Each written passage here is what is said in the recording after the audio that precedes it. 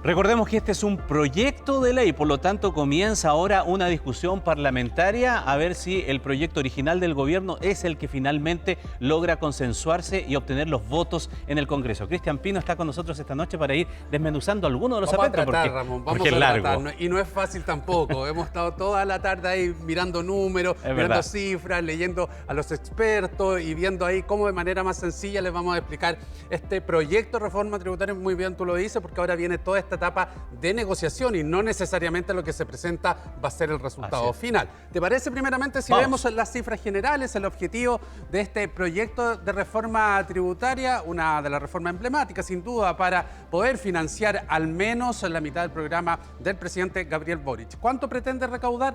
4.1% del PIB.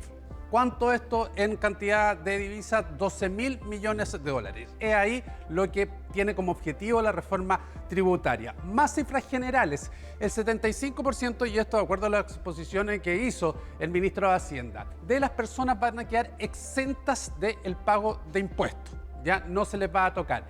Y el 97% mantiene la misma carga tributaria que mantenía hasta hoy. ¿Dónde cambia? En ese 3%, que ya muy bien lo explicaba la nota, aquellos que ganan sobre 4 millones de pesos van a tener que empezar a pagar un poquito más, ya vamos a aclarar aquello también. Es decir, un 3% aumenta las personas la carga tributaria del universo de contribuyentes. Esto lo que es el principio que ha señalado la autoridad de justicia tributaria, es decir, que los que ganan más sean los que paguen más. Exactamente, bajo ese principio está esta idea. Vamos a avanzar con la gráfica que nos va a dar cuenta de lo siguiente: cuál es la situación actual hoy día de cómo se pagan los impuestos las personas. Recordemos, hasta 777.000 pesos no se paga absolutamente nada de impuestos, es decir, quedan exentas las personas de algún pago.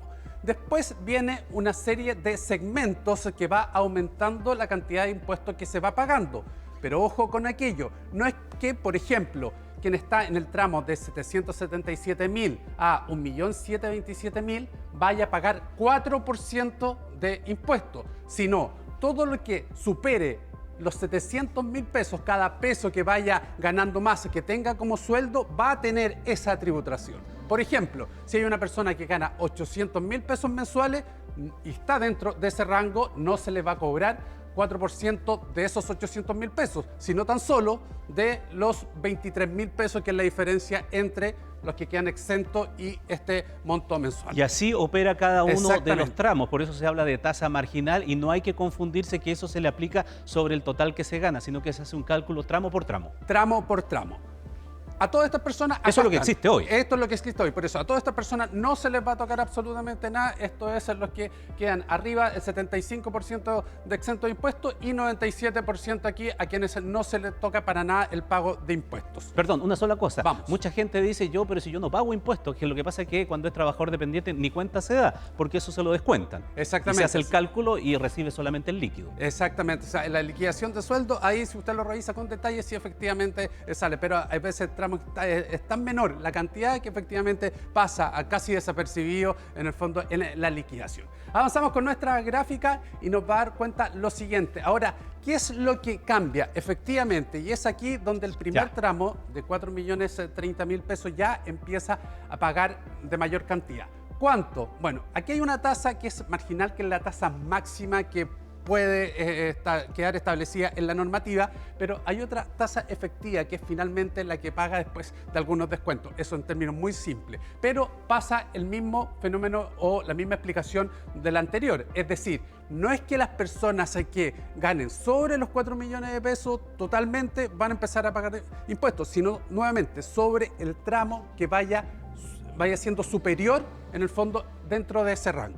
Por cada peso que una persona de 4.030.000 pesos gane por sobre eso, actualmente se aplicaba una tasa actual de 23, ahora va a ser de 26, pero efectiva de 11,3. Exactamente, es lo que finalmente, esa es la tasa que se paga. Y así nuevamente tramo va por bajando tramo por tramo y sobre lo que gane extra dentro de esos tramos se va a pagar esta tasa efectiva de impuestos. Perdón, esa última es la que se agrega, porque hasta hoy día el máximo era de 40, y entonces al tramo más alto sobre los 8.057.000 se sube un tramo de 43. De 43.000 pesos. Que de nuevo, no es el 43% de esos 8 millones. Sino es ¿Qué es lo que es? Que es el impuesto que se aplica por sobre esos 8 millones. Exactamente. Si yo gano 9 millones de pesos, entonces sobre el diferencial que hay con eso. Así que eso es los cambios que hay acá. Importante fijarse en esta tasa efectiva, que es lo que realmente finalmente es lo que se paga, y aquí vienen los cambios. Porque efectivamente, a lo mejor alguna persona que tiene muchos gastos, tiene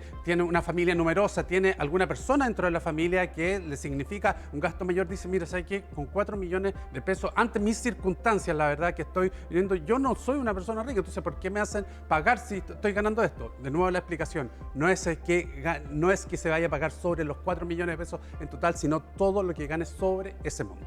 Perfecto. ¿Ya? Avanzamos con nuestra gráfica y vamos a dar cuenta de lo siguiente, porque aquí está el impuesto a la riqueza, otro punto que es novedoso dentro de este proyecto, y acá es al patrimonio de las personas. O sea, todo lo que tiene en bienes, todo lo que tiene... Todo lo que tiene en bienes, todo lo que tiene en autos, lo que tiene en propiedades. Ahora, ojo, no va a haber una doble tributación. Es decir, si dentro de mis bienes está la casa, está el auto, y yo ya pago contribuciones y pago también impuestos por el auto, eso se va a ir descontando del valor total del patrimonio. Entonces, acá la verdad es que son cerca de 6.000 personas, un poquitito más, que caen dentro de esta categoría. No es para el masivo de la gente, porque hay que tener un patrimonio sobre los 4.900.000 para pagar esta tasa.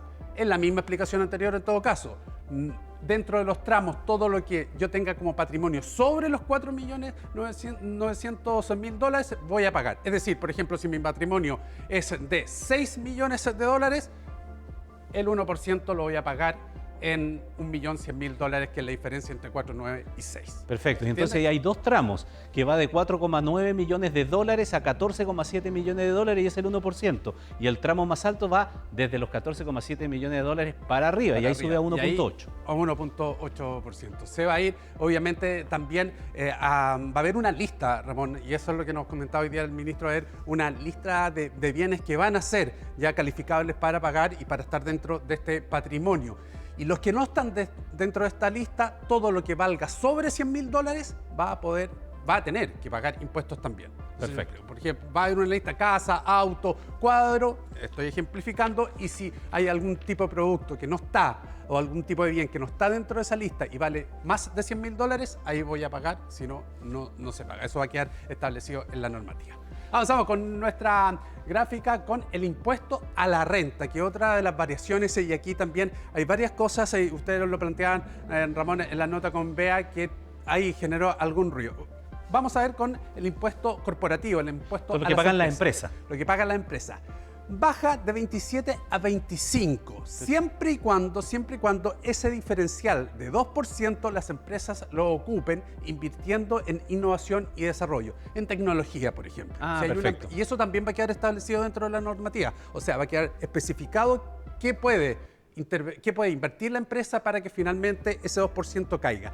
Si la empresa no hace ningún tipo de inversión en esa categoría, va a pagar entonces 27%. Tal como está en el día de hoy. Tal como está ahora. Perfecto.